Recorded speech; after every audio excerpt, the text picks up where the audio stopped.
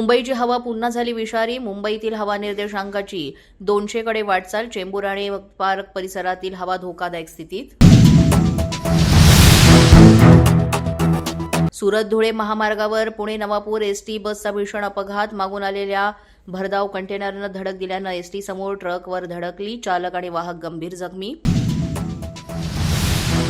अमरावतीमध्ये कपिल वास्तू नगरात तलवारी घेऊन दहशत पसरवण्याचा प्रयत्न. घटना सीसीटीव्ही कॅमेऱ्यात कैद. 2 तलवारींसह एकाला अटक.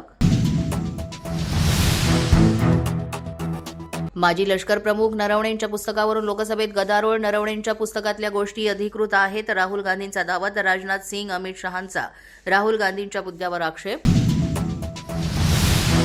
कुसुमाग्रज प्रतिष्ठानतर्फे गोदावरी गौरव पुरस्कार जाहीर. अभिनेते सयाजी शिंदे, प्रशांत दामले यांच्यासह विविध क्षेत्रातील 6 मान्यवरांना पुरस्कार जाहीर. 10 मार्चला पुरस्काराचं होणार वितरण. चंद्रपूर काँग्रेसमधील अंतर्गत वादावर आज दिल्लीत पक्षश्रेष्ठींसोबत बैठक. वडेट्टीवार धानोरकर वादामुळे चंद्रपूर पालिकेमध्ये सर्वाधिक 27 जागा जिंकूनही काँग्रेसला सत्ता स्थापनेत अडचणी. ठाणे महापालिकेच्या महापौर उपमहापौरांचा आज पदग्रहण सोहळा. उपमुख्यमंत्री एकनाथ शिंदे राहणार उपस्थित. शिवसेनेच्या शर्मिला पिंपळोलकर महापौरपदी तर उपमहापौरपदी भाजपचे कृष्णा पाटील.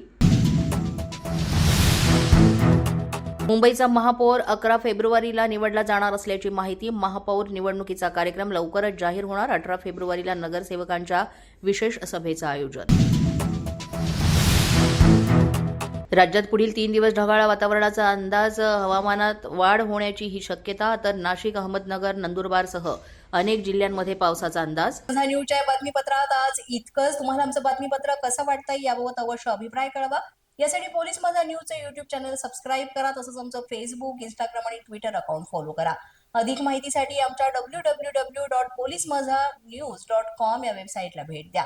आमचे अधिकृत प्रतिनिधी व्हायचं असेल तर स्क्रीनवर दिलेल्या क्रमांकांवर आजच संपर्क